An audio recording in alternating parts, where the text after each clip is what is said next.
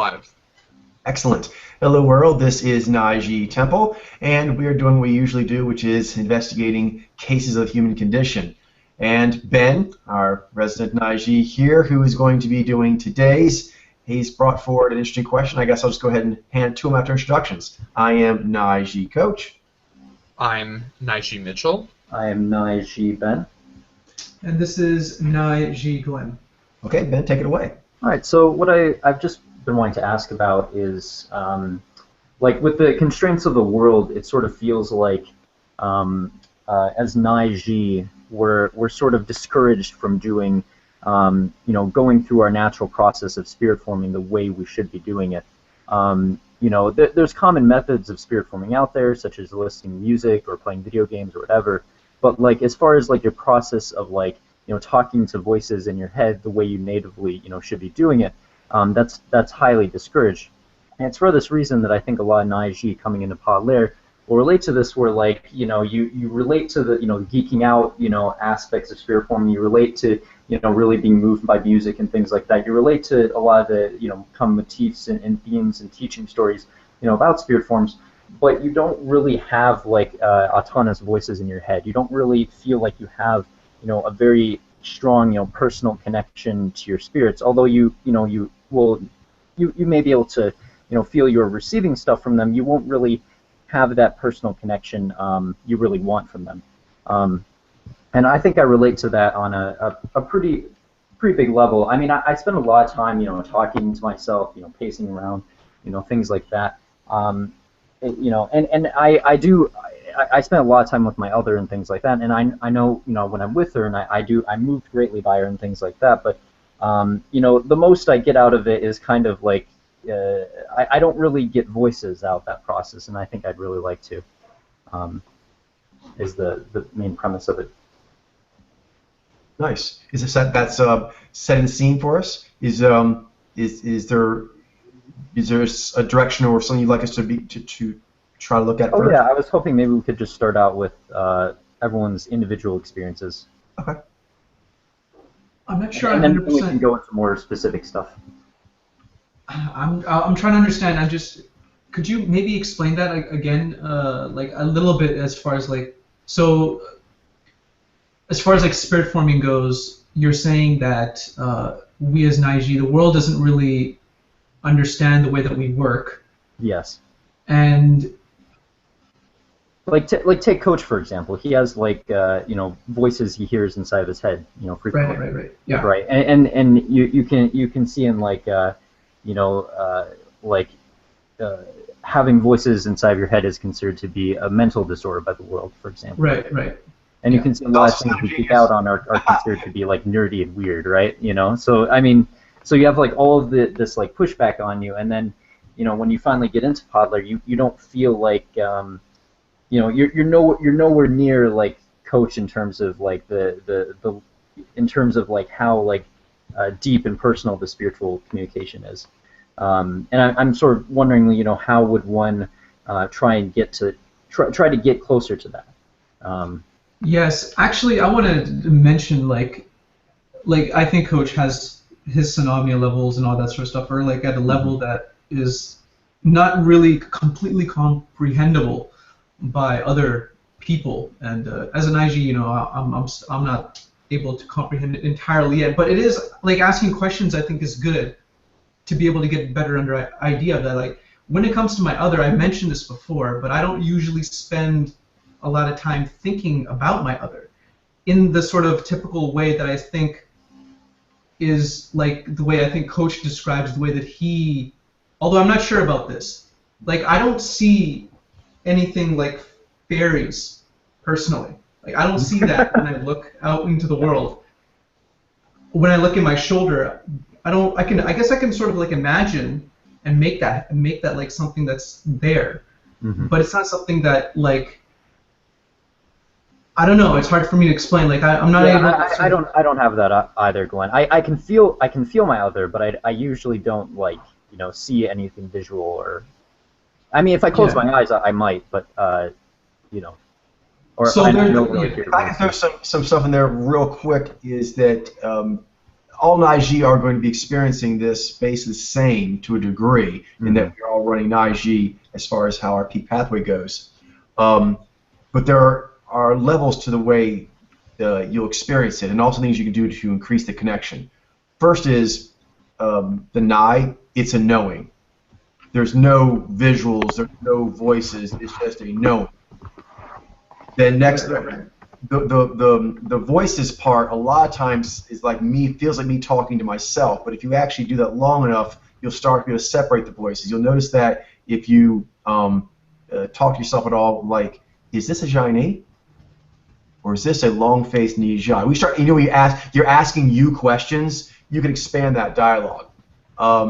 But then, so for example, like if you're out and about, you may think to yourself, is that person friendly or not? Yes, yeah. That right there, you're doing it. So don't ever question, like, am I doing it? That's it right there. And the colorful palette I have, the kind of like the real synesthesia colored variety, that's a very kind of pronounced thing, and it gets particularly into the V. Before the V is actually Zai. Motifs. You'll feel like you're in a game or like in a legend where you walk in the cafeteria and some other way the cashier hands like the biscuit to someone. You're like, that is the cashier handing the biscuit motif. Like, that's happened before in ancient times. It'll happen again in the future. That's your Zai. And again, there's no visuals with that. That's just like, I'm in a story. I can feel the story mechanics. I can see them. And then V is the visuals. So kind of like being a movie maker, that's sort of at the end. So yeah, that makes sense. If that helps at all. The other thing I'll just mention is the voices. Is that more the G or like? It's the G, but as far as defining how the voices are, most of the time I'm doing the talking. Like I don't. It's weird. Like I kind of talk into the synamnia, and then it responds. And over time, I can construct things like where I have, these interactions where I feel like someone is like visually there. But that's like an imagination of imagining what would be a cool story. And then when you think what would be a cool story, you're like, what am I trying to say? Oh, that would be good dialogue. That's Naiji. They're like, oh, wait a minute, how would this work?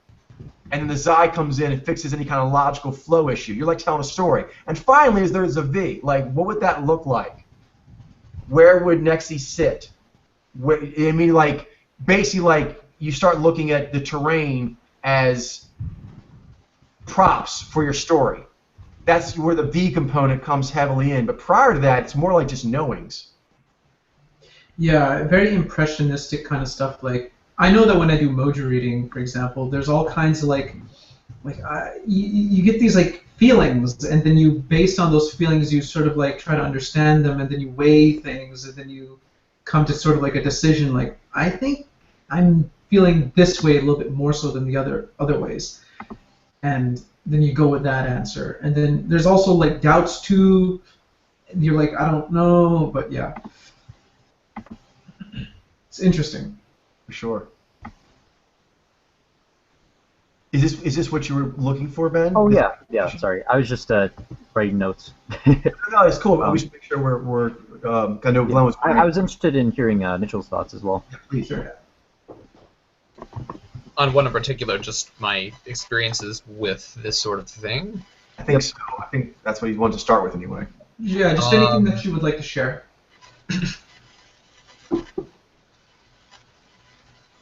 I mean, I very much relate to everything you wrote in the email you sent about how ordinarily I would just naturally do a lot of things that would like freak most people out if I were just do that. But I'm so aware of that through conditioning. I think that happens to most IG fairly early, that they just don't associate themselves with that, even though it might actually be more conducive, good or even important for them to do. Yeah.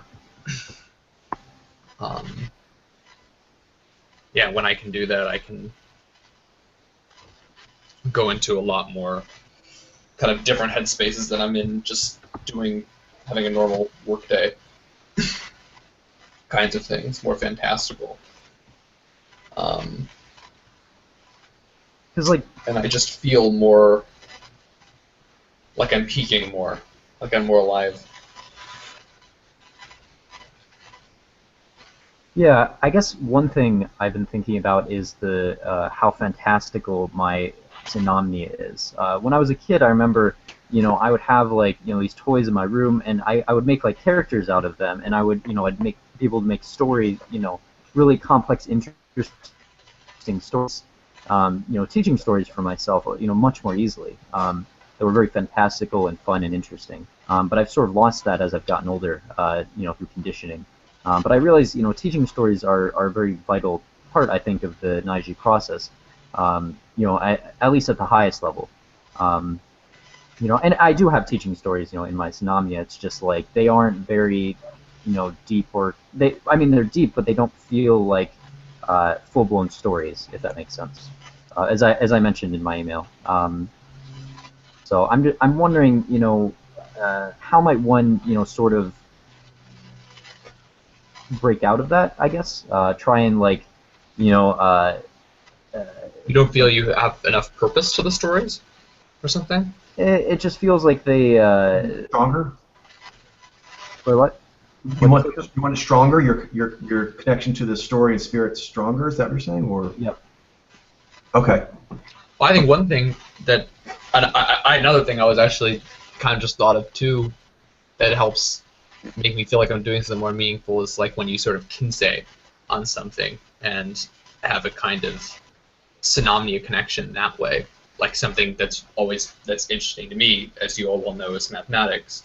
And when I'm thinking in that sort of way, that also feels, because I feel like I'm taking part in a story and understanding the universe in a very important way, and that makes it more meaningful to me, even though it might seem like more Zai-ish, which just Zai in general isn't really like that. Yeah, do you find that you sometimes imagine yourself dialoguing with like Einstein or like Newton or whatever? No. You like? No, Not really, but But No. there's sort of like you see. There's different kinds of ways. that's an interesting And no, because I think what he's wondering is thought experiment. spirits aiding you in that. And I think they were, but there's different ways they can do it. One is the one that Glenn's mentioning, and some people do it that way. No, certainly, yeah. I do some of that myself, but I think one that maybe is more Mitchell. I could be wrong, Mitch. You let me know. But you feel like you're seeing the grand story, Yeah. fabric of things, and it's exciting. And your spirits are naturally the Naiji to be close to, and you feel like I'm working on an exciting case. And is it this? Is it that? I find that when I ask on a case that's interesting, is it this or is it that? My spirits are most eager to kind of hang out with me and keep company with me. And when I'm in that kind of state, sometimes they do just give me things that feel really powerful, like these knowings that I don't really produce consciously. Yeah. And I definitely do relate to that a lot.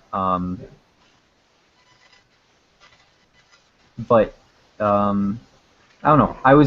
I guess making the connection feel more fantastical and more alive through an actual story is, I guess, where I'm sort of headed. But well, there's two elements I think for myself. As far as like, I mean, obviously I have certain things I was born with, but I also think a lot was the way I conditioned myself without realizing it growing up with through media. And you guys don't have to do the same media I did, but there are certain kind of principles I use that can be applied to a lot of things. Like, for example, what Mitch was saying, like, mathematical, ponderings, is looking at the story. Because, one, there's a story to everything. Everything has a story. And if you can find the story, it's automatically fantastical. It's automatically fantastical to figure out the math of existence. Like the story of that, it's just, it will be magical in itself.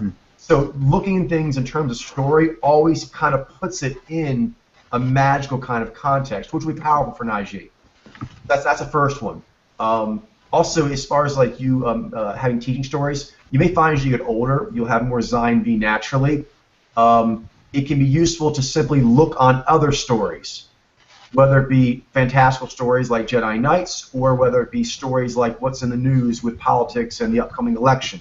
But simply observing these stories and then expanding them on your own, correcting them. Expanding them and correcting them will naturally activate a Naiji's teaching story.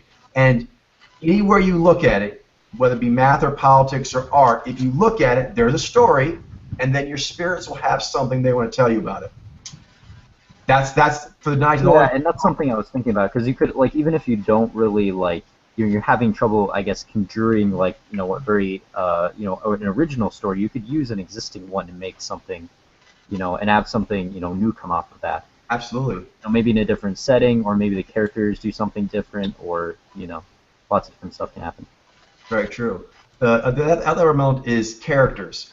When I interact, like sounding off on myself, which I do frequently, with my spirits, generally I'm just making the vocalizations, and in my mind's eye, I just know their reactions. So that's one thing that's very important to note, is that, like, you may find the voice by, especially having a Nijai other, by kind of like the vibe you get after you say it. Have you guys ever sounded off about something on your own, and afterwards you're like, you just kind of like set with it and kind of let it settle, and you're like, that was wise, or that was impressive. That's true. I'm glad I saw that. Or that was ugly. That was ugly. I apparently I had that feeling, but I want to work on that feeling. I want to mature myself, because that was a little ugly. Or that was sloppy. You know what I mean? I got the idea out, I think, but that was sloppy. I want to do that better. So basically, the feeling you get after you do it, that's very much your other. You'll kind of like say what you think the story is, and you'll take a code of conduct tone. You'll take an attitude to it. So you'll contemplate the story, and you'll make an attitude towards it, and then your other will naturally kind of knee like, ooh, genius, yes, true. Connect, and then Jai, yes, hero. In the presence of a hero, or ooh, icky, not so much. And you'll feel kind of inner shakiness, or inner like. Yeah, I think I actually relate to that quite a bit when I'm talking to my other. So it's important to understand. There's lots of ways it can happen as long as you're feeling that going on. That makes sense. Okay, well that makes a lot more sense then. So it's not so much about, like, you know, the. No, but it's still important, because I think what you want is some more defined interaction. Yeah. You can create. It sort of feels a little bit vague, I guess you could say. Like. Right. So you want to give like a form. That's why Jedis have lightsabers. Yeah. But anyway, like with Nexi, where she kind of came about, I guess you could think of it, is just in my earliest days, I would have fantastical things, you know, in literature and, you know, myth and movies and comics or whatever, and I'm like, ooh, that's neat. And then this part of me, my other, that likes those kinds of things, I started like collaging her existence. And early on, I mean, I didn't know anything about girls or anything. I just was like, ooh, that like magical like creature is a creature like, you know, a Nijai would like. I would want it to like me, and I would just sort of like make stories or do something where I would be good to it. Or a big one was I would, in the environment, in the real world, I'd be walking around and I'd see something like a puppy or a nice person, and it would like remind me of that creature, and I'd have like that, for lack of a better thing, like shiny creature, which is early Nexi. Early Nexi was just shiny creature. I'd feel the presence of a shiny creature, and I would not want to be sucky. I would really want to be good. I'd make sure I would treat the animal good. I would be cool to the nice elderly person. And like, I just noticed that my na was like, make sure you know what you're doing. It was like, I feel like it was more important. I really knew what I was doing. And then G, I did the good thing. Does that make sense? Interesting. Yeah, that makes a lot of sense. But then the way she kind of developed to where she is now is that just through lots of things I've done with, you know, movies and so forth, and friends I've had where you kind of playing around with stuff, you construct things. And you'll find that if you do any kind of creative construction, your spirits will naturally be like, ooh, I can project into that. And so I think what you might want, Ben, is some projection vessels. I think that might be what you're looking for. Because you seem like you're feeling the presence. You now need to find like defined worldly vessels. Usually you'll create them And then they're like, yes, I like being in that. And that's when they start getting more like visuals and names, but you'll find it in the world.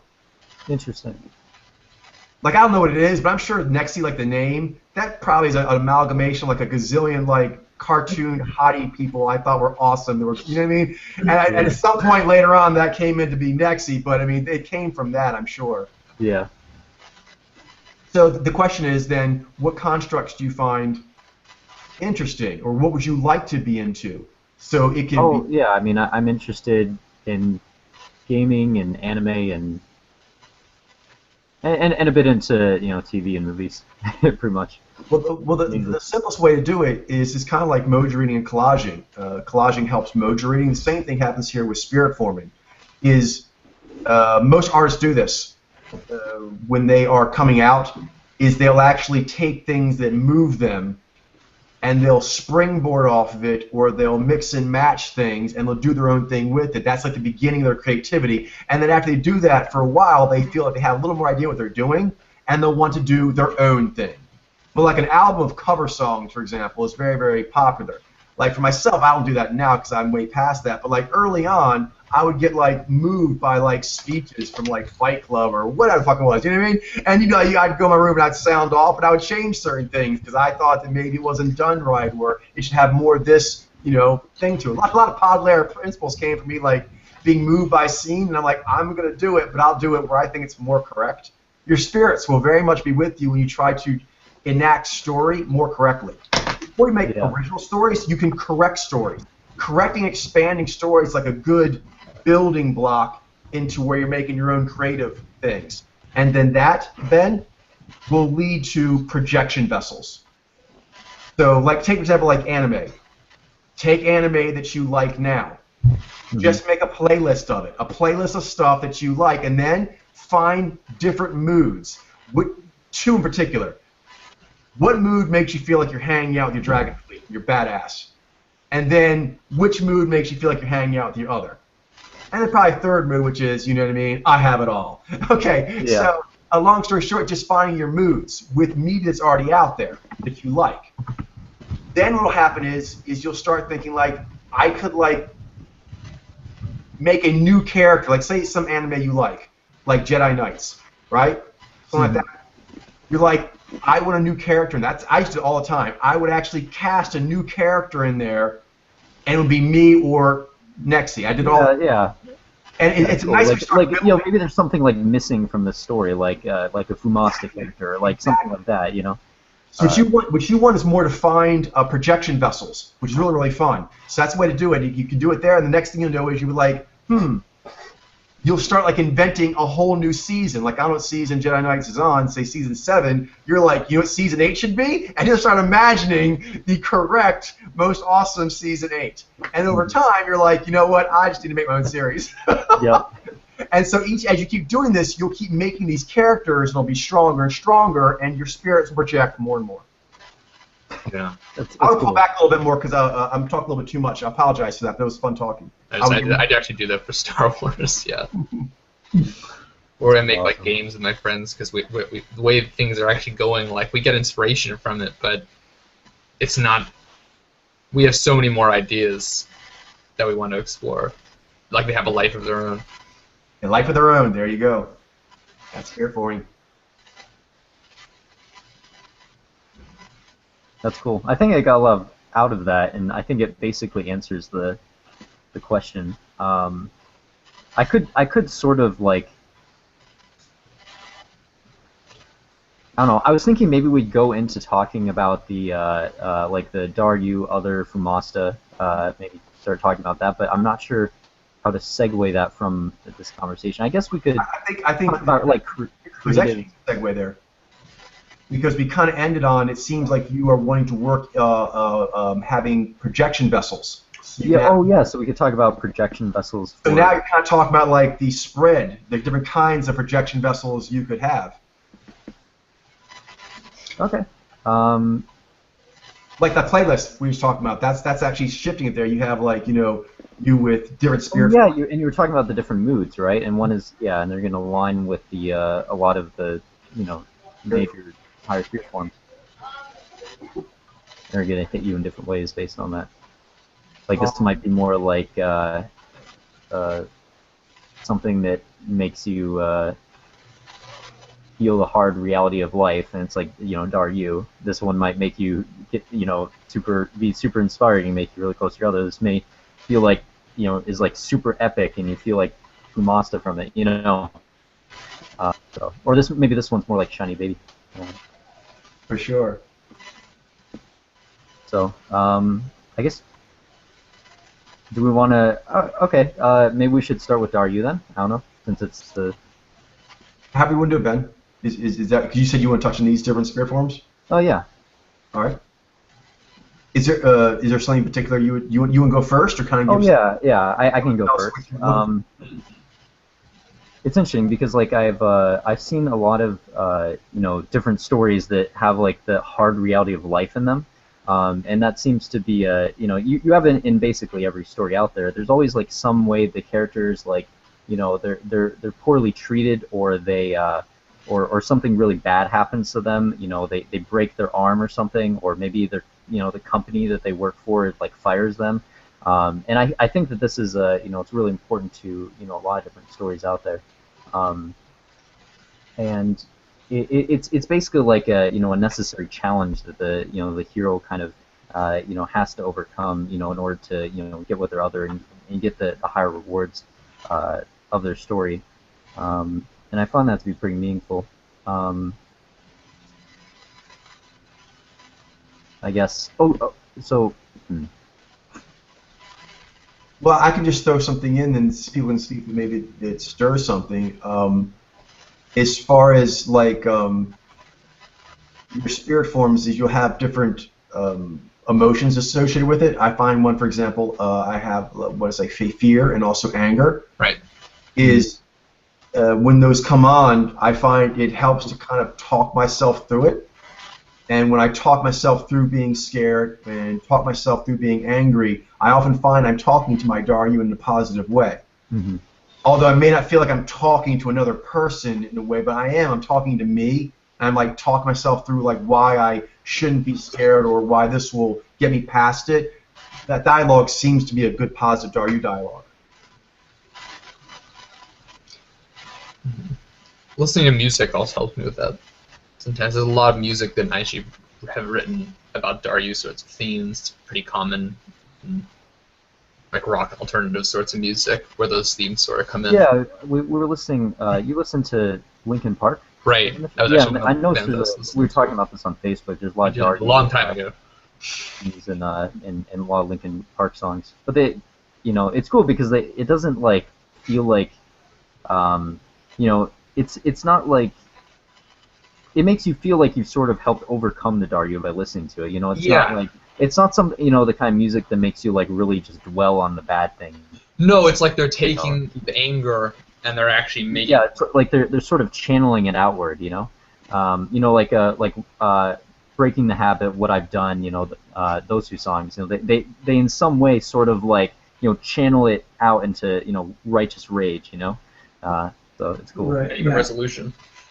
Yeah, I think sometimes maybe the music can be thought of as in terms of like mainly Daryu, but there's definitely some like that. there are some like that, but I mean, songs like Crawling, right? You know, like Crawling in My Skin, yeah, that one. It kind of like has this like really, you know, like being Daryu tortured by demons story, but at the end, it's sort of like it ends on a high note. It ends on a good note, like. Whatever it is that was bad was corrected, and so there is like, you know, it ends on a good note. So I like that about how music can do that sometimes. Although sometimes some music videos, they just don't have any kind of point to them at all. It's just sort of like. Yeah, I agree. There's a lot of music I don't really like. Then you have like. It's usually music that isn't very. I don't find to be very psychologically meaningful. I don't know. Yeah. Yeah, where they just repeat the same thing over and over again. It's like, well, what's the point of just like... I don't know. Are you guys into, like... I'm really into instrumental music. I don't know. It feels very, like, adaptable to, like, different stories, whereas, like, if someone's singing it... Particularly from video games that I like, which I'm sure you like. Yeah, me too. Yes. Like, anime and video games have, like, a ton of, like, instrumental music, and I spent a lot of time listening to that. for me, my earliest like lovings of music came from music soundtracks, and I actually got into like other like rock and things like that from soundtracks. And I'm like, oh, that's cool too, I guess. but initially it was the instrumentals. I love instrumentals from games and from movies. They're so moving. They don't get enough credit. They don't get enough credit for scoring those things. No, they do. They're really, really powerful. Like just all the themes. Yeah, and like it's like sadness and epic boss battle. It doesn't take much production either. I mean, a lot of it is like digital. So I mean, you can do it on your computer, without any vocal work or anything, and it's really powerful stuff. It is very powerful. Yeah, and it's more universal sometimes too, because the messages when you put like some kind of like words on it, then it's sort of like, well, you can find more things wrong with that easier as compared to just like a melody, which is for me like, well, I suppose there might be certain things like, well, the music was not moving enough, but it's sort of like I mean it does depend on the performer, but there's not like there tends to be less tied. You can't disagree with any points that. Right. Yeah. Music's universal that way. Just the notes. Mm-hmm. Yeah. But sometimes there are musics that have like good vocals on it as well, which is like, yeah, I really like listening to this kind of message. Oh yeah, another one game I play, it's called the Binding of Isaac Rebirth, and it has like a lot of like Daryuu to it. It's like because like you're basically like this. Okay, so the story is like you're this kid named Isaac, and it's a reference to the Bible. But your mother basically is getting messages from God that to sacrifice you. So you escape so you think you're going to die. You get really afraid, but then you see a trap door in the basement, and you go into the trap door and escape. And then it follows like a very fantastical series of like floors you have to fight through, to beat the various bosses and stuff. And there's like there's a lot of crazy shit. There's like all sorts of like monsters and like like poops that will like attack you and shit. Like I don't know. It's really it's funny. Something that's also cool about it is that the creator of the game is a Nijai, and he made all the artwork for it. So like even though it's like really like really nasty like scary shit, like it's kind of like painted in kind of a cute way. Like so it feels really good to like play through the game, even though it's like it's supposed to be really scary, because they're the same kind of like creatures you should be really afraid of, but like you're destroying all of them with your own abilities in the game, and they don't feel like as scary because of how the artwork is. So it's cool because that follows the theme of like overcoming the Daryuu in a lot of ways. It's really funny way of putting it. That they're cute and scary. What I really like about that game though is like all of the RNG. Like every room that you go into is randomly generated. Every item you pick up is randomly generated. All like the bombs and keys and coins and stuff are randomly generated. And there's like hundreds and hundreds of items in the game, so like it has like an insane amount of replayability. So I don't know, very cool recreational game to play. Mm-hmm. Now, what is it you're looking to? You said hear the voice is stronger. That's a theme as well. So we continue on. I guess touching on that is just. I guess other activities you can do from there to have a reason to your voice, to come to you. Do you know what I mean? So like watching movies is stimulating, playing games is stimulating. I mean, but then there are other things that you can do. I'm curious, what is it you feel comfortable with? Maybe it's like initial kind of creative construct or creative expression. Is there anything that you feel comfortable like where there'll be characters involved you could create? It can really any medium whatsoever. It's just that it helps to start having something to tinker with. And your spirits will kind of like project and let you know what to do from there. So like, I guess I'm interested. So are you talking about taking an existing piece of media and trying to expand the story of it, or? Well, I guess I'm just going to what you were saying about you wanted to get a stronger sense of the story and your spirit's talking to you. So to do that, there are activities that you'll have to be getting input from them.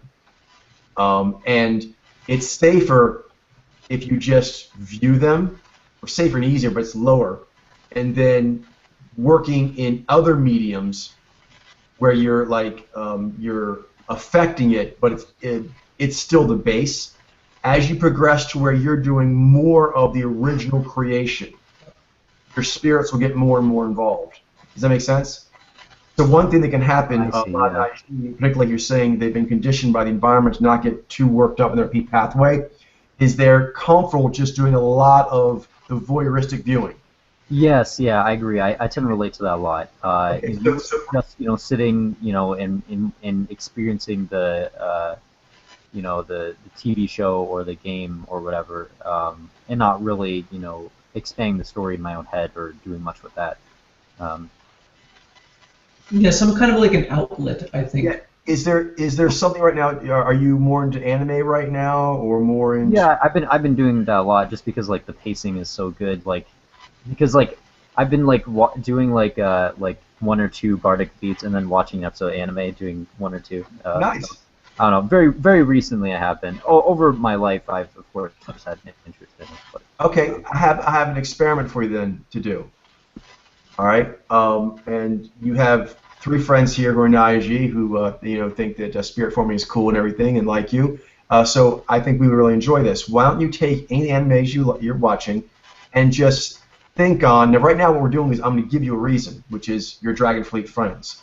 Over time, you'll just be able to self-make that reason as the process is enjoyable and empowering.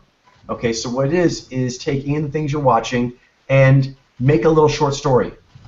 Something original. You can make a new character, make characters that are already in there, have a scene. Basically, make a scene.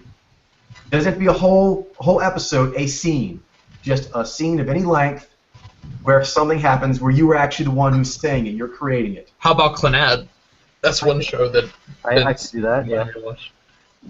I've been rewatching that one recently. I just finished it. Really? That show has like so much philosophical meaning. It's like that'd be a good one to do. One thing that developed a lot of my spirit forming was with different things with my own media, things with my mom, things with my dad. One thing I did with my dad a lot is we would watch movies and then we would say what they should have done.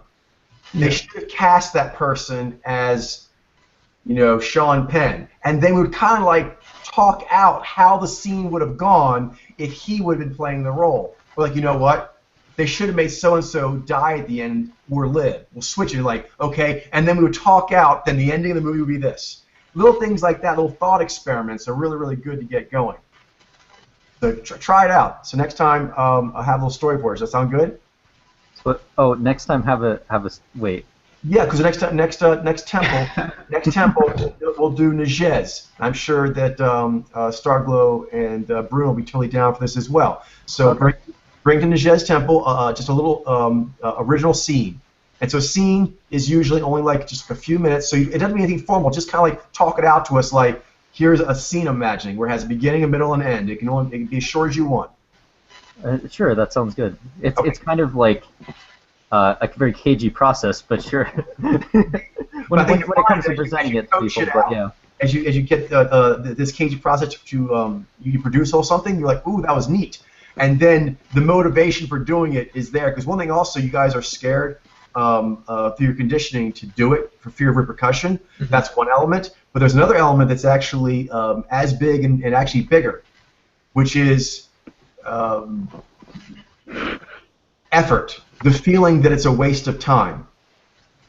That I'm going to, because it can feel like creating something like Modri. It takes a lot of actually like artistic effort to like think up a new character or new words. Like, what would that person say? It's really mulling it, but it's very rewarding. And once you feel yourself doing it, like that was neat. Like you'll feel.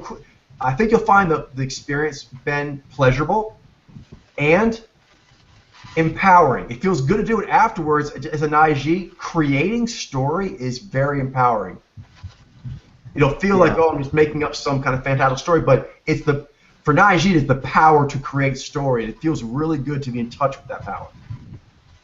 Yeah, yeah, I really relate to that. That really makes a lot of sense what you're saying, and I think that will be very useful going forward. Nice. And also, Thank you. as friends, Naiji bond, actually Najez in general, bond this way where they will kind of like share, first of all, oh, these are the influences I like, right? That's the first stage. I like this anime. I like this song. Then next level is, right, this is my favorite part of the song, and here's why. Or here's my favorite character in that show, and here's why. And then you start getting the creative process. Oh, they never should have killed off so-and-so. It should have gone like this. And actually, particularly for people who are very creative, the more you're doing this, you're kind of bonding. So we'll actually get a nice bonding experience with you, Ben, to see what you create, which you just decide to generate. It's one of the best ways to actually really get to know an IG. Because actually, it's one of the best ways to get to know yourself. Yeah, thank you. That makes a lot of sense. Yes, anyone you want, just anything you feel like doing, boom, that's what it'll be. I look forward to it. Actually, I think. But that's a good start. That's a good start. That's a good construct to push into. Yeah, I just wanted to mention. You remember, Ben, when we watched Clannad and everything, we talked a lot about like I think you remember me. I said yeah, we what I talked about what they could have done differently, right? Yeah, I don't want to get into details. I don't want to get into details either. yeah, we don't need to. But we talked about like warning for Mitchell, who's like, well, I've been trying to get into it, but is still in the process of watching it. Yeah, but there was like certain things like that moved us in certain ways and impacted us. Like we noted them, right? Like you took notice of certain things and you brought them up with me, and you're like, you talked about those things. You mentioned them, right? You gave them voice basically, and I mentioned certain things as well. And I found that experience was like a bonding experience. We started we became to sort of like understand one another better, right? Like, oh, so Ben's the type of person that notices these kinds of things, and that tells me something about where he's at and what kind of a person he is, and that's cool. And I also felt like this deep desire in me to want to like share certain things about me, like. This is like something that I took notice of, and I want you to really see this because this is a way for you to get to know me and like understand my mind in that way. And those urges you felt, Glenn, the strength of them, and what they wanted you to say, that's spirit forming. That's what I'm saying. So when you talk to spirits, that's you could feel like you guys were talking about a story, and then you were expanding and correcting and really exploring. Just exploring, expanding, correcting. That process it's a great way to get in touch with your own spirits, and it's a great way to bond as well. This is good. Maybe that'd be good, Ben, if you don't mind me offering a suggestion. Maybe if we talked about different media that has gotten people good spirit forming and why. Maybe that would be a good way to keep this kind of discussion going. Sure, I think that'd be good. I talked about a lot of stuff with Daru. Do you guys have anything to share on that, as far as media you're into that relates to it that you? Well, I remember you mentioned certain things like, like in the story there's usually like some kind of a struggle that people go through, and I'm just taking note of that like as just like a theme in life, in general, and that sort of like repeats itself over and over, but then you have to overcome it somehow. It's like it can become really challenging, and it can feel like you won't be able to do it, but then you have to kind of do it, and then you feel really great afterwards. So there's that. Yeah. Like a hero is like someone who can who no matter how hard life gets, I mean they always keep pushing to overcome the challenges in front of them. Even if they get really hard, even if it's really brutal, that's every like superhero kind of story has like that sort of thing. Spider-Man, his I think I can't remember, did one or both of his parents die? Was it both? Spider-Man. What are you talking about? I think it's both parents and an uncle. What are you talking about? Oh, Spider-Man. Both parents and an uncle. Yeah, Uncle Ben. Yep. And then in Batman that happened too when he was a kid. So. And being like an orphan is like really hard, right? Because like you don't have like those when you're growing up. You don't have like those father and mother figures, you know, to look after you and stuff. So life can get pretty brutal pretty quickly. True.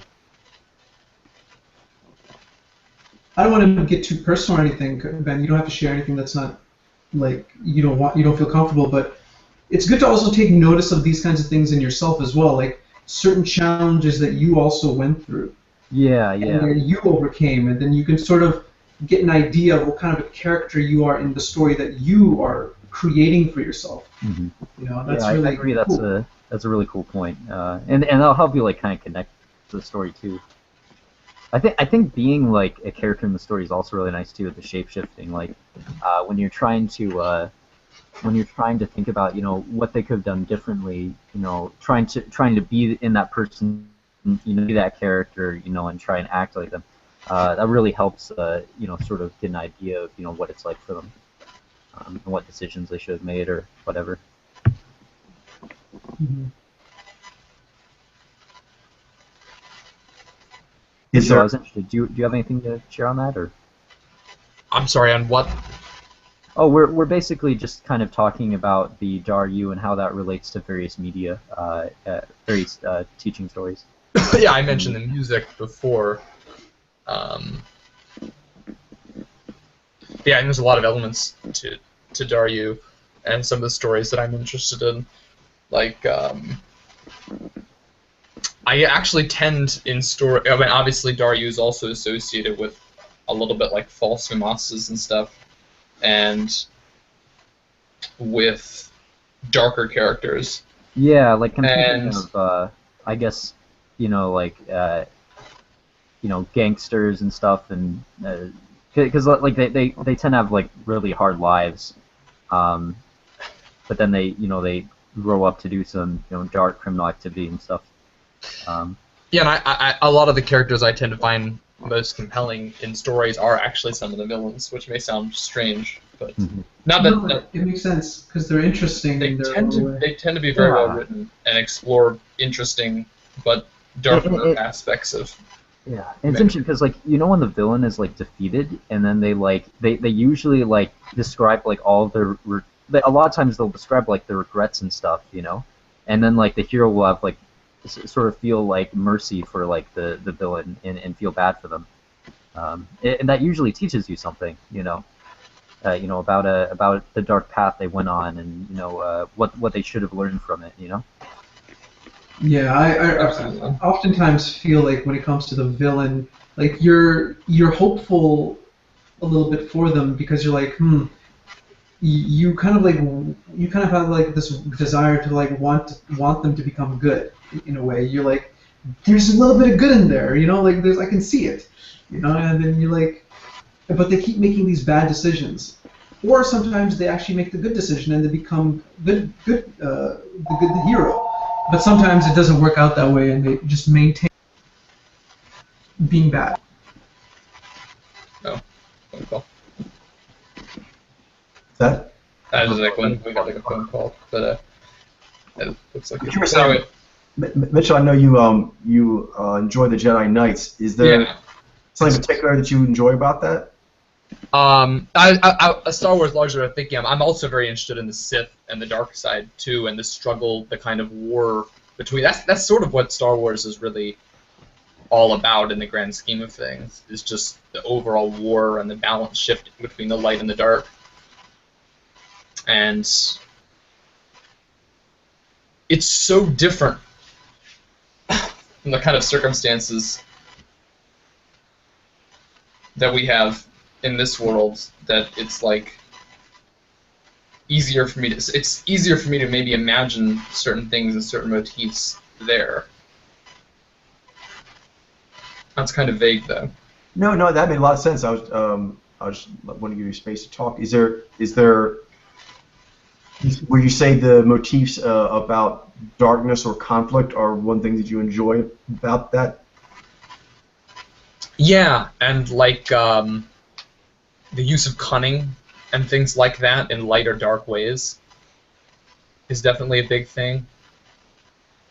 A lot of the writers for Star Wars, I enjoy a lot of the books actually as well, and some of them, a lot of them are written from the perspective of the Jedi and the heroes, and I've really enjoyed a lot of them, and a lot of them, some are even written from the perspective of villains, and those can be interesting to kind of get that perspective and what it's actually like to live a very sort of dark life, and maybe you can, but at the end of the day, it is unfulfilling, Right. in each case. Like they don't tend to have happy endings. The Sith stories, But it feels good to take away the mystery a bit. yeah. But it has like a kind of a dark glamour to it, if you will. For sure. Yeah, I think that is one thing that I think I've noted certain actors have said over the years, that villains can be more fun or interesting to play from the standpoint that you can experiment with the human condition a bit. Yeah, that's exactly what it is. There's like a lot of, like some of the best written characters, some of the video games are villains, and it's not even that you necessarily agree with what they do. Right. It's just, it's like, It's interesting. It feels a little bit more, I guess, creative because it's like, well, heroes can have an issue with being maybe more predictable, but yeah, obviously there can be great heroes as well. Right. Absolutely. Because I think the biggest juice is that those what-if questions that it causes you to have. And so I think I've heard people say that as well, that with villains, there's just naturally, I think you maybe think of it, Mitchell, there's a natural unpredictability to the villain. They're allowed to do a lot more, so you're like, what are they going to, you know what I mean? You're not sure how it's going to go. And that then some other really interesting characters are ones that like walk the line. yeah, yeah. I find that like you know, that a hero that's like too perfect can be a little bit less interesting in certain ways. Like having someone who's like, who almost feels like they're just, you know, they're mostly on the side of good, or maybe even that they're just mostly neutral. You know, leads to the most meaningful insights. There has to be something like in them that's like needs improvement to some degree in order for you to feel like, Yeah, they have to really grow from the story. You know. yeah, that's huge for me. Like the story, like the character's journey, that they have to go from being something that's really totally unlike what they end up becoming. Like they need to change and become much more better than they were before. So. Yeah. And that's some of my favorite stuff in Star Wars. Although actually, one kind of sad thing about Star Wars is, not to get too off topic, but it got this kind of relates almost to Bruno's topic, which is that what Disney owned Star Wars, they actually erased a lot of the old canon that happened after Episode 6. There were like all these series of books, and a lot of them were actually very like Twilight, exploring like the boundaries between light and darkness. And those are still, there's like two different continuities now. Like the Legends continuity, and now there's like the Disney canon, which I like. I mean, I love all the new stuff. But sort of like you also feel like there's the whole bunch of stuff that was that kind of like is not being considered legit in any way. Yeah, there's a sacrifice. Yeah. Well, we all know that Han shot first, so as long as we have that squared away. Han shot. Do you guys get the reference? Yes. I don't understand. That's a long-standing debate. It's a long-standing debate because in the original one, Han shoots Guido in the pub first, but then George Lucas went back and edited his own work after it was in the theaters and made his update many years later, where he edits it so that Han shoots after Guido pulls on him. And the thing is it changes Han Solo's character. Han Solo knew he was in danger, but didn't need to be drawn on for him to be like, I'm in danger, I'm going to take care of myself, and he pulls first. That's a defining part of his character. But in certain markets, for example, in Asian markets, for example, if you see things like Ip Man, which I love, it's a great movie, but they have more like a sanctified heroes. It's a bit. They don't do as much with the gray. It's a lot more like, you know, white hats on the good guys and the bad people on the black. It's more simple that way. Mm-hmm. And for that reason, Star Wars international sales, although most people are like, it's stupid, Han shot first, it did allow Lucas to expand Star Wars's marketability, which I disagree with. I mean, I'm sure you would not say that's decision, but that actually is part of it. It made it more marketable which I don't agree with, but there you go. But it seems like that started a trend towards like the Disney version, because like when George Lucas made it originally, then weren't there, Mitchell, then all these books based on it in the long period when there weren't any movies going on? Yeah, there was stuff afterwards, stuff before. But then it seemed like Star Wars had been out for many years before George Lucas all of a sudden decided that he needed to edit that scene. That's so random. Yeah. Sorry, I feel strongly about that issue. Yeah. I know. For me, I mean, there's the obvious nostalgia that's how I know Han Solo, but really that's not the problem for me. It's the artistic integrity. I really don't see a good artistic reason why you did that, other than it's much more palatable to certain audiences globally if you don't have like a hero who's, you know, I guess more of like an anti-hero. You know what I mean? Han Solo, he's an anti-hero and clearly shooting first. An edge hero. Less edgy. Yeah. Although there's this Twitter account called Emo Kylo Ren where they try to like make a Twitter account from the perspective of Kylo Ren. It's pretty hilarious. Like from him as a kid all the way up, and he says, "There's no way that Han shot first. Han is a coward." Nice. Oh yeah, the other decision he made a couple decisions like this where like that's so stupid. The other one is Ewoks. He did that for kids to make money because originally it was actually supposed to be a war on the Wookiee homeworld. Oh, Kashyyyk, that would have been great. That would have been great. Every Star Wars fan pretty much you see was like that would have been better, but because if you notice Mitchell, in the first one, you got like Obi-Wan dying pretty dramatically, and for that kind of movie, that's like pretty dark. In the next one, you got like Luke get his hand cut off and being told, "I am your father." Total mind job. Yeah. It's fairly dark. In Episode 3, the Ewoks were like this new like Disney energy. That was like the beginning of it kind of going that way. And then when he went into prequels, he went totally safe. Yeah. Totally safe. And okay, the abomination that is Jar Jar Binks. Oh my god. Yeah, I know a lot of people hate Jar Jar. But I thought Episode 7 had a nice darkness to it, actually. It did. With all the planets getting destroyed and stuff. And true. But That's been cool. I've been getting into Star Wars more recently because when I originally watched it, I was like really young, so I didn't remember most of what happened. So I've been watching the original trilogy. So. They're classics. Because those movies, I mean, were released before I was even born. So like. Yeah. Me too. I think for me with the prequel ones, Mitchell, you're right. There were some good stuff to it, but there were just some critical errors. One, the first one, I think everyone will agree. That kid they cast, I'm sorry, I'm sure you're a fine human being, but he was just not early Darth Vader. And most. Oh my god, I have to show you guys something. It could have made him more like. He wasn't IG, right? I think so, but they should have got the kid from Sixth Sense. Everyone says that. They should have got the kid from Sixth Sense. And then Hayden Christensen, Natalie Portman. There's this. That's like one of the worst couples. There's this. Ever. There's this video. I gotta show you guys. I think Mitchell. I showed it to Mitchell. It's where they have scenes from the original trilogy, but instead of Darth Vader's voice, they have child Anakin's voice. Yes, you can show me. Oh, it's mocking the exact thing that he was talking about. Yeah. Okay. Can I show it to you? Yes, you can. Good. It's quick. Actually, I think it's like another one.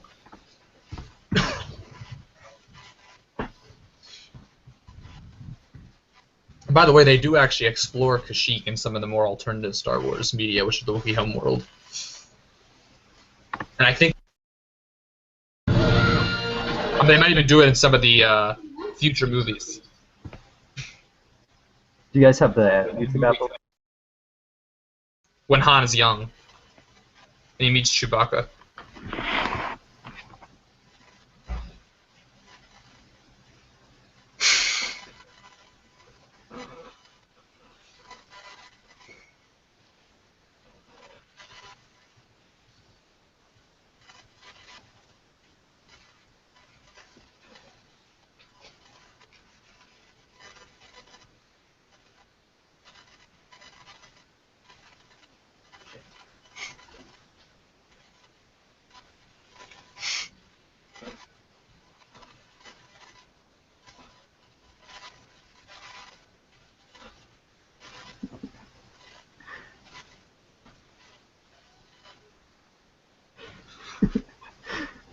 It's almost creepier.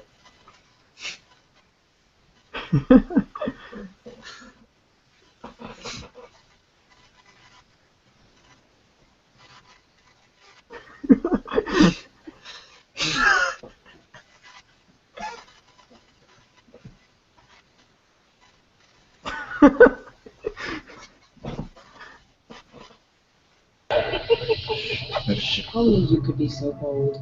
The Imperial Senate will not sit still for this. When they hear you've attacked a Are diplomat... you an angel?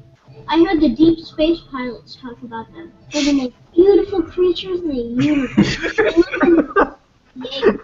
It's her mother that he said that to. I'm a member of the Imperial Senate. Diplomatic mission to Alderaan. Darth Vader. My name is Anakin. Just gonna go pot, Slimo. What? Thank you, Your Highness. I had a dream as a Jedi. I think I was asleep. What are you doing? No, this scene. There's a big race tomorrow on Boonta Eve. You could enter my pod. You could make him think it was yours and get him to let me pilot it for you. Vader? But I want to go. It's what I've always dreamed of doing. I want to do it. Can I go? Can I go? Can I go? Can I come on? Look at all the So it'll be the money we last have. time. Ever seen a pod race? Enough of this. Hi. Yes? Our scout ships have reached Dantooine. Yippee! They found the remains of a rebel base, but they estimate that it has been deserted for some time. Oops. They are now conducting an extensive search of the surrounding systems. What? Did you hear that? What are we going to do about it? There's so many. Do they all have a system of planets? Has anyone been to them all? I want to be the first one to see them all.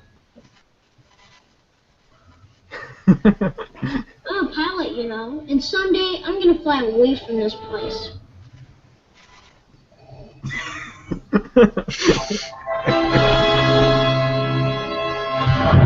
1, 5, 7, and 9 release charge.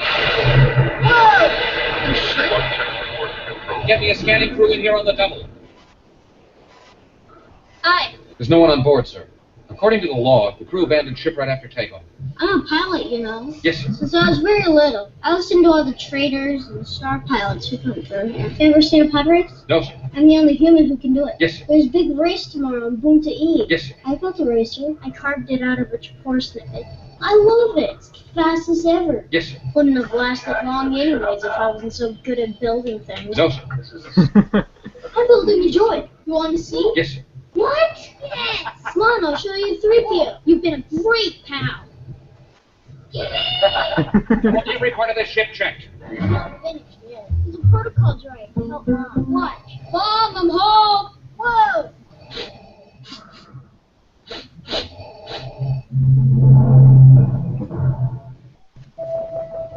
You're a Jedi too? I saw your laser sword.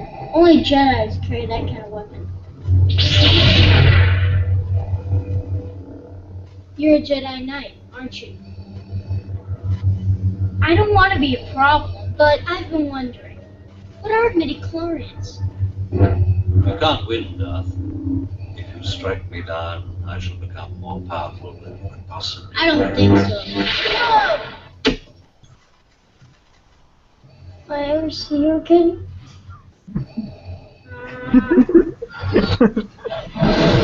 It's like an infant terrible. Yeah. Lock the spoils in attack This position. is gonna be pretty scary.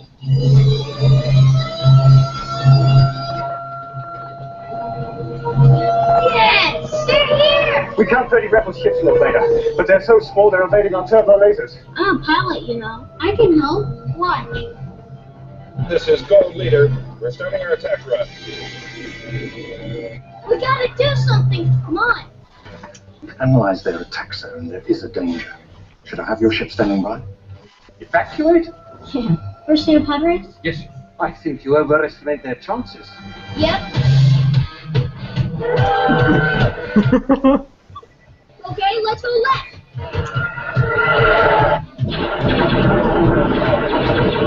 Now this is pod racing.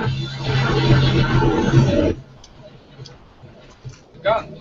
Stop. Stabilize your rear deflectors. Watch for enemy fighters. Yeah, there they are. Take this.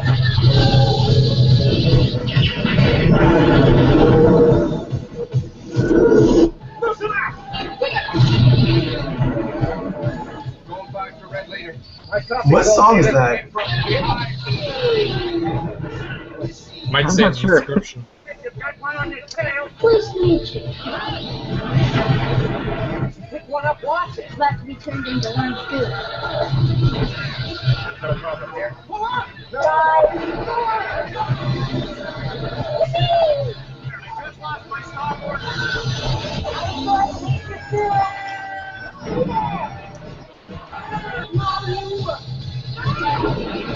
Is that Panama? That's Panama.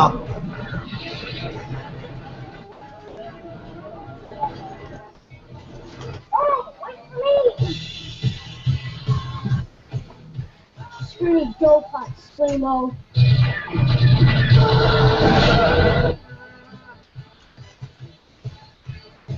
What? This is not good. Everything's overheated. I can't see a thing of it now. It's gonna get us both killed. I'm trying to. I don't know where the fuck I am. He's evil, but he's got such a.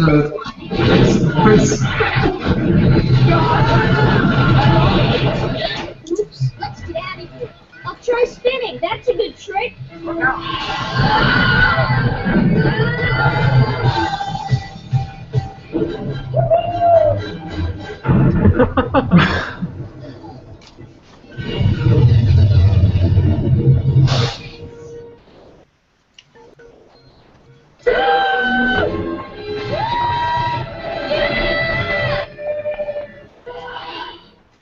What will happen to me now?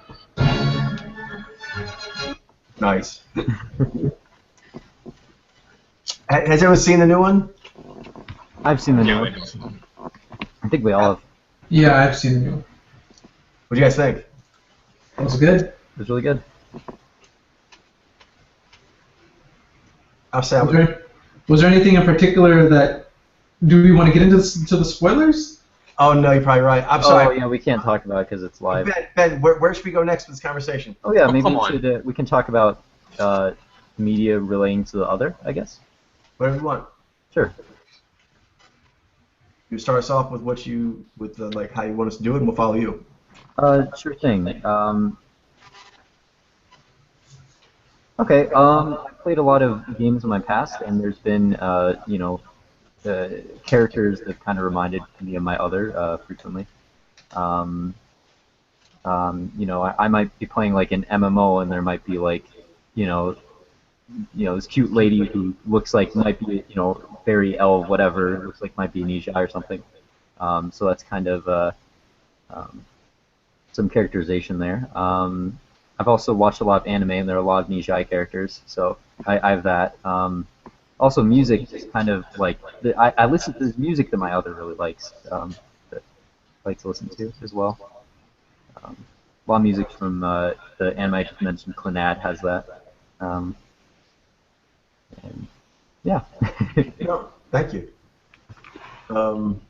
I know what you guys were talking before is like instrumental music, which is really good. But one thing that can be good about the vocals is sometimes. Yeah, sometimes there's an actual Nijai singing it, so that definitely helps. I know for one with me it was like Cyndi Lauper, Nijai Cyndi Lauper is a lot of her songs. I would listen to the lyrics and the way she would sing them, and I kind of sometimes would imagine almost like she was speaking to me, and then I would how would I act around a person like that? You know what I mean? Or how would I respond to the sentiments that she's saying? That would get me in touch with my other. So songs in general that had certain sentiments, but definitely Nijai singers would kind of do that. Well, there was besides Nijai that do that as well. Yeah, for me it's. I mean, I totally understand the whole it being a Nijai because that gets you to sort of get in touch with your other in that sort of way. But anytime I'm exposed to any kind of lyric coming from any kind of mojo, it's always powerful. It's like a really, it's a very compelling experience, and you sort of like really are able to appreciate it. And it has an impact on you, basically. Yeah, definitely.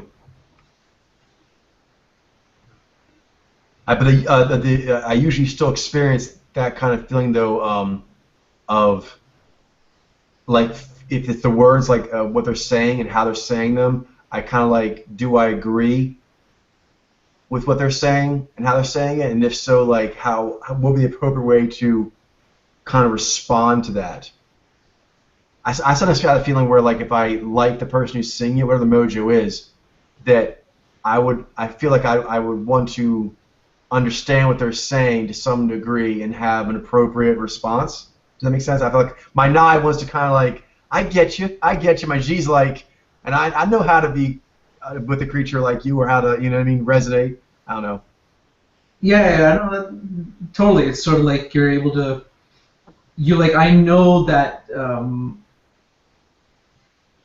that sort of like, I know why it is that you're not being, like your Jai is not being acknowledged the way that it is, and it's not that you're trying to say this sort of like so that you can become their mate, but it's sort of like, I totally understand what you're trying to say, and I'm not that kind of person, so I'm like with you on that. Yeah, exactly.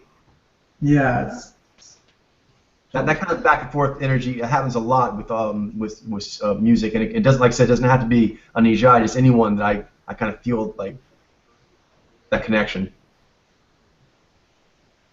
Totally. And also at the same time, it can also be like they're hitting on certain points on you that challenge you. You feel like, yeah, they're actually making me aware of certain things that I need to grow in, that make me feel a little bit bad. And so I need to like hero up so that I'm not like that anymore, and so that I'm able to honor, my other in this kind of a way, and really make it so that they're proud of me. Definitely. It's good to feel that and to stay in touch with it, because that's the way to be the better person. Totally. Mitchell, do you have any? For others? Well, I think we're just talking about media that we've liked that been interesting, and then one thread was just talking about liking music and listening to lyrics and kind of having a dialogue in your head of a film. But really, it could be anything, games or anything at all. That right, Ben? That's what you're asking about? Oh yeah. Yep, pretty much. Yeah, I like a lot of music that has lyrics. I like them both, but a lot of times the music I listen to, like I have this list on YouTube. Well, that's where I listen to most of my music. And I have this like 800, 900,000 video long favorite list. And sometimes I'll even like go through, like I'll go down a certain length, and sometimes I'll re-favorite a video and it will put it at the top. And then I listen to it in like the sequence. It's like kind of just what I feel like listening to. That's good. Playlisting is a really good way to get in touch with your spirits. Yeah. I actually have a playlist on Spotify I use. I tend to find that to be really useful, because like if you don't feel like listening to the music you usually listen to, you can always like go to radio and kind of do something a little bit different based on how you're feeling or what you're into, and that'll help you kind of experience new music to sort of add to your library. Because sometimes I find that like I listen to the same song so much, I'm like, I think I want something more adventurous and new,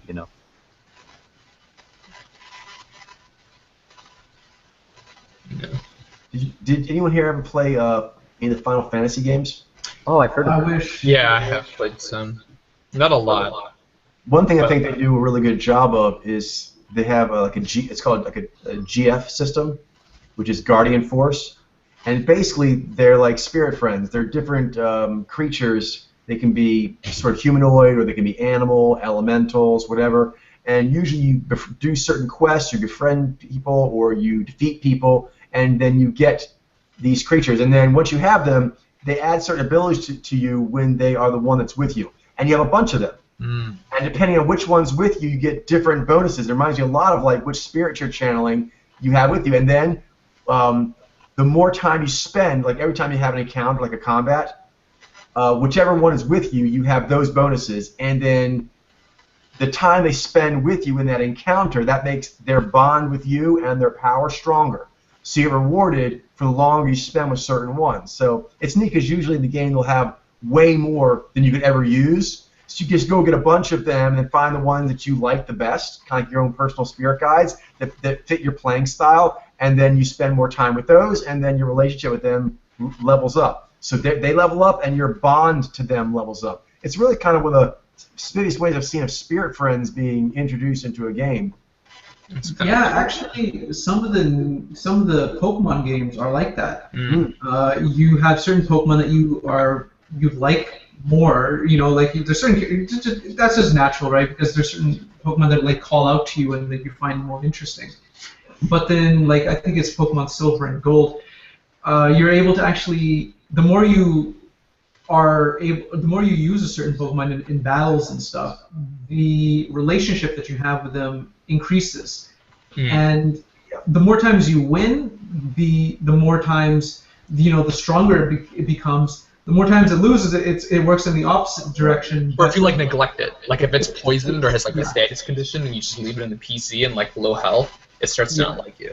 Yeah, there's moves that go along with that. Yeah, if you give it like certain kinds of things like a potion to heal it, or like a rare candy to level it up or something, that'll make it like your bond starts to grow even more and more and more. And they've made that more and more sophisticated in the newer games. I haven't played as much of them either.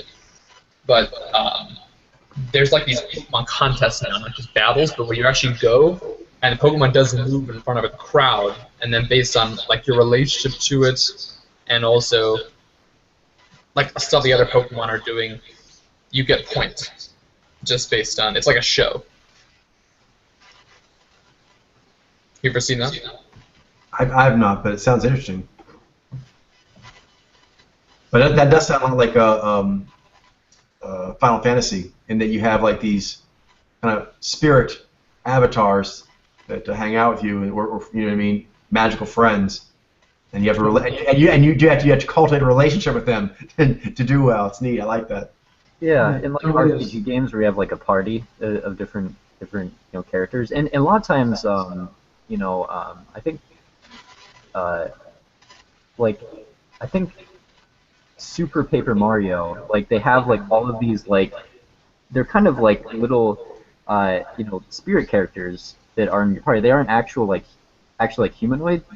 They're like different floating characters that help you with various things, and they kind of and they all have these different personalities. Yeah, and they talk to you and stuff, and they're like but they aren't human. It's cool. I forgot what those are called. I forgot too. I didn't really play too much of it, but I really like that aspect of it. That's a good game. Yeah, and there's also just the characters themselves in that game. Probably kind of relate to spirit forms in a way. Mm-hmm. You have like Mario and Luigi and Peach and Bowser. Yeah, and the previous games had party members too. They were more humanoid, but they were still humanoid, but they were like more familiar characters, like Goombas, Koopas. But I think the Pokemon. You guys talk about Pokemon? Yeah. That's what you were describing? No, there we were talking about Super Paper Mario.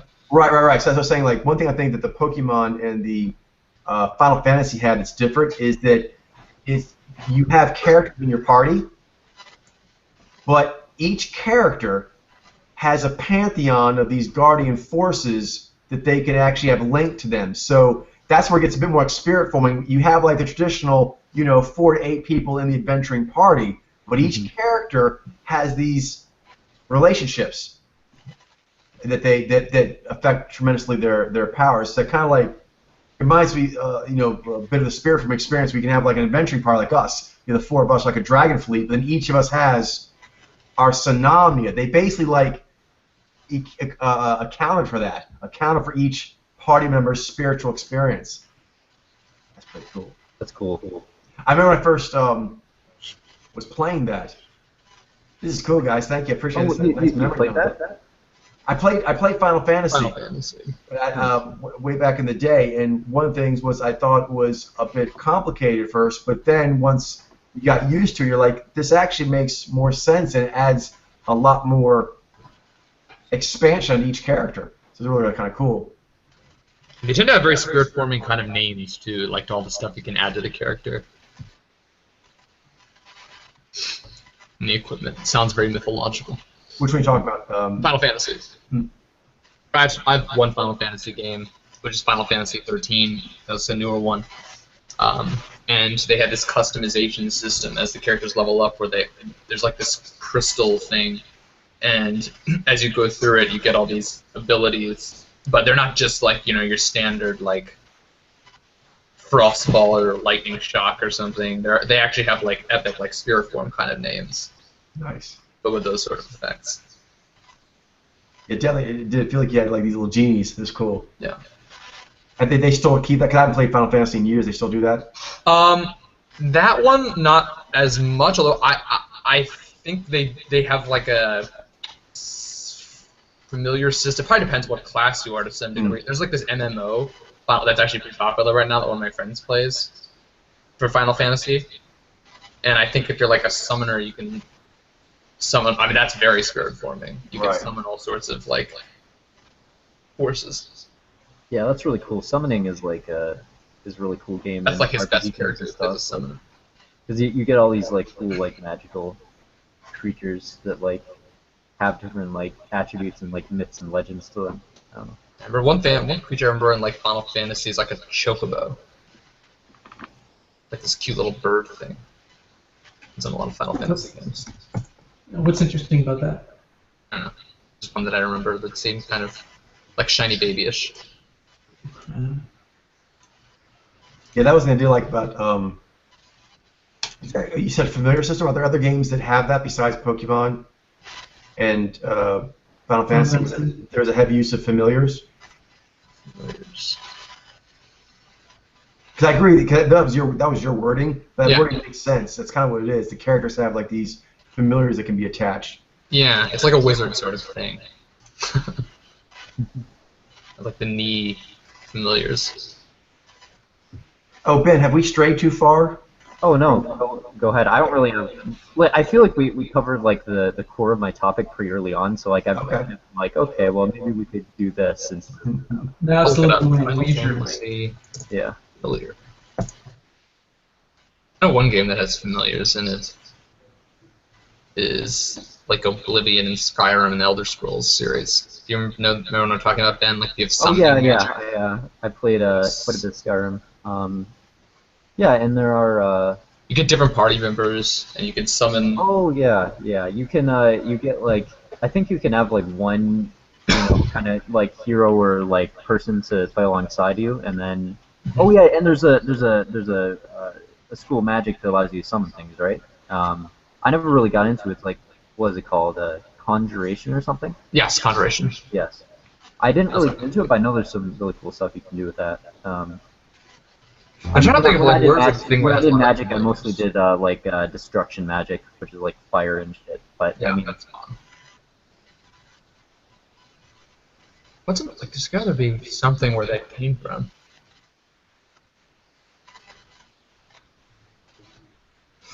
And there's also alteration, which I think is about like illusions, like confusing your enemies and causing them to like, and also like seeing things. Like there's this one spell that allows you to like see where you're supposed to go, like a spirit trail sort of like shows up. Oh, I remember that. Yeah, that was actually new to Skyrim. They'll tell you where you're supposed to go for your quests and stuff. And there's also like healing magic, and which is more like I don't know, Jai.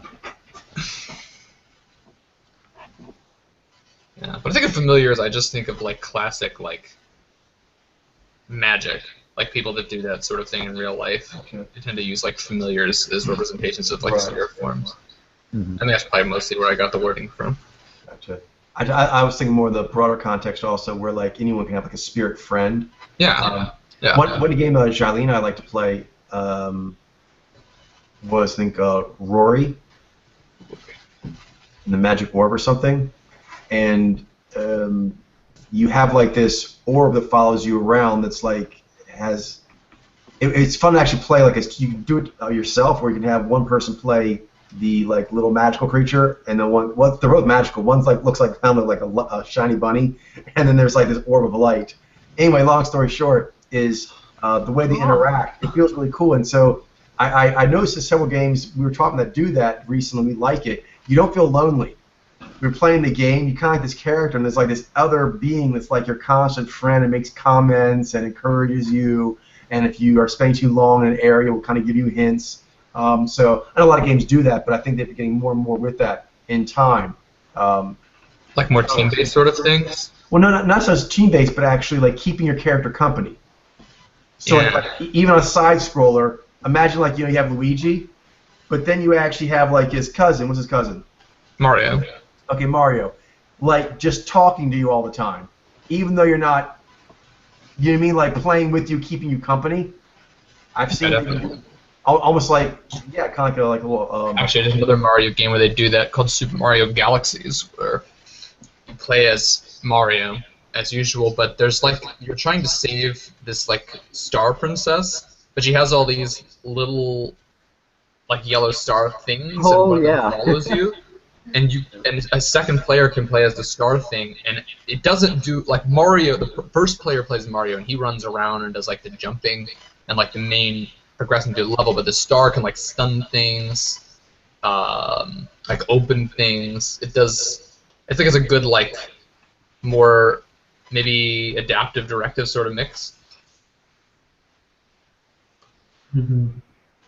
I know that there's games where there might not necessarily be a partner following around your character, but the character itself will sort of like if you don't do something, they'll be like, "Hey, what are you doing? Like, why are you not moving me around?"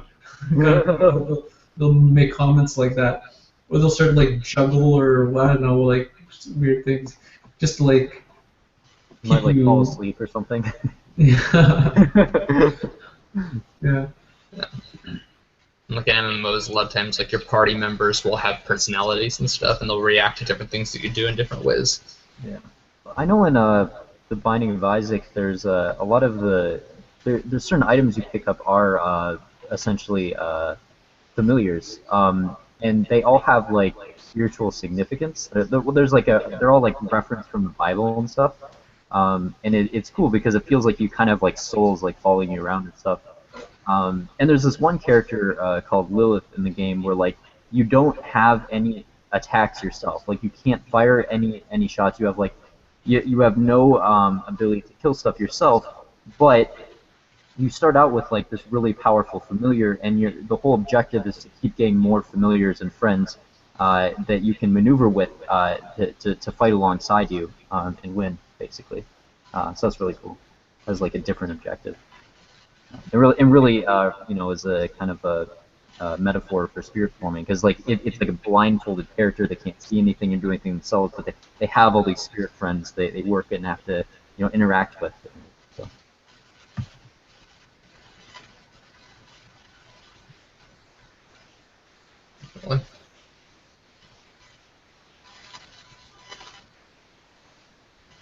Are you guys playing? This week playing now? What's the most recent you guys played?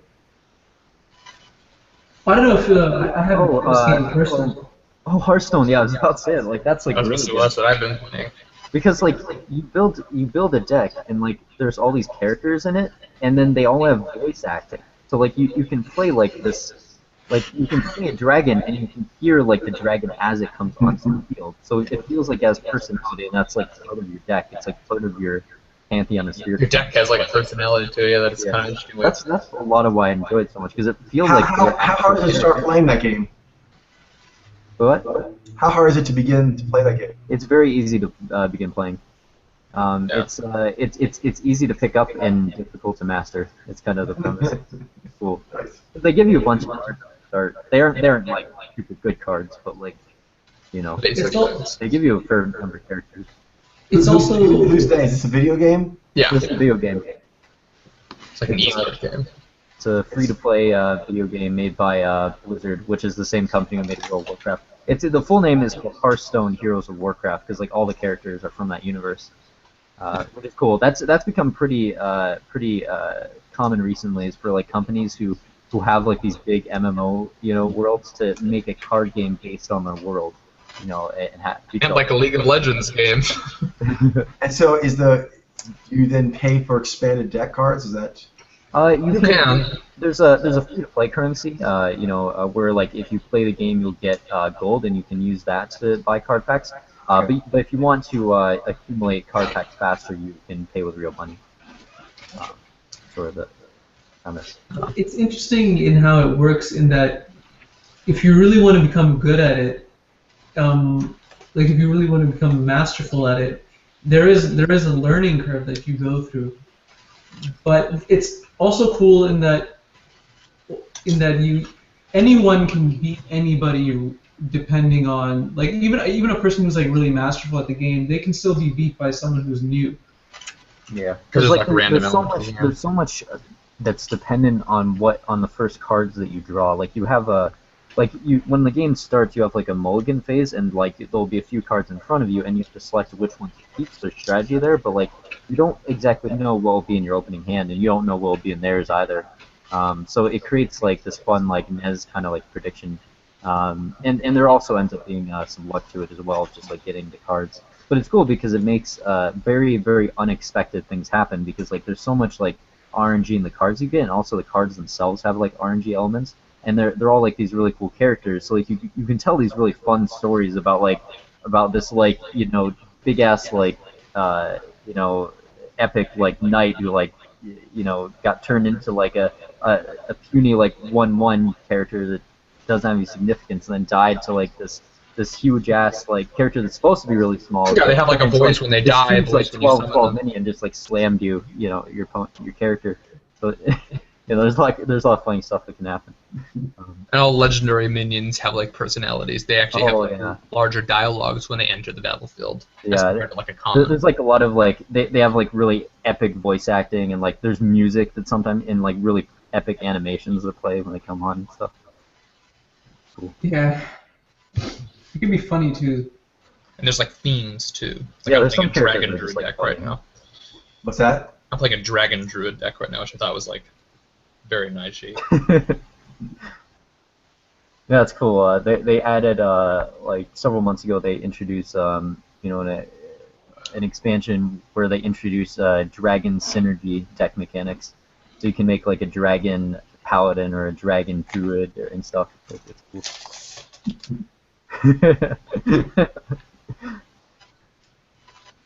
They're pretty smart for adding that in, I think. Dragon synergy is just such a cool concept. And actually, the guy who's most famous, like as far as like the popular streamers that play the game, for like being obsessed with dragons and stuff, is an IG, Brian Kibler, who I think he got red, right? Yeah, he did. Get what?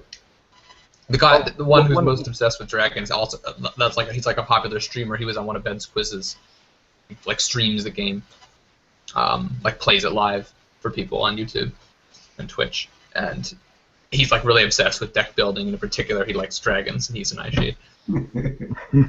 I really think there is some like association there. Probably. How big of a deck do you make for a game? 30 cards. 30 cards, yep. And you can have 2 copies of a single card at the most. Unless it's legendary. Unless it's legendary, then it can only be 1. Got it. Because it's like, for legendary minions, it's like, there's only, it's a specific, like, notable character, you know? From this like, game. Whereas, like, you might have, like, a rare card might be, like, a fairy dragon. Like, there might be, like, several fairy dragons in the game, but, like, if it's a legendary minion, there can only be 1 of that character, and they have to have, like, a full, like, name. Yeah, because they tend to be very game-changing when they're played. Mm-hmm. Yeah, they tend to be pretty good, like very good cards on average, and they also tend to have very like unique effects, like very complex effects. Yeah. And if you stack them by having 2 versions of that card, then it makes it so that you draw that card more easily. And it also makes it so that effect is going to be too powerful. Yeah. Sometimes like having 2 of like, sometimes having like another copy of that same card can like break, you know, be too powerful. Like, but if it's just 1, okay, we can have this in the game. You know, it's kind of easy. All right. I see it is 7:30, so it looks like we've wound down the conversation anyway. But that was a good talk. Yeah, that was good. I had trouble kind of like guiding the conversation, but just because I felt like my thoughts were a bit scattered. But I don't know, it was a good learning experience despite that. Yeah, you did hopefully well in the future. I can improve over time in my abilities with that. Totally. But I think it was a good first effort. Yeah, that was fun. I really enjoyed it. Thank you. That was really insightful conversation too. I think really early on, especially what you said with trying to think about how a story can be different, and talking about that with people, kind of geeking out on that. I thought that was really meaningful, and I'll definitely be looking into that going forward. We look forward to hearing it. Yeah. I don't know what I'm gonna do for next week though. It's really cagey for me. Like throughout my life, I've always been the kind of person who doesn't really like to share that sort of thing. But I don't know. It's probably. I think this is the right group to do it though, and I think you'll. Yeah, probably the right group for sure. Yeah. Like I said, no pressure doing a particular thing. Whatever length you want, whatever you want to do, just something. Okay. Find something interesting. I think there's all kinds of things that are interesting. I'll try and think of something that. But most importantly, don't do it interesting what you think is interesting to us. Just do something interesting to you. Okay. Yeah. Make sure it's something that's interesting to you. That's the key. That'll make it interesting to us. Yeah, exactly.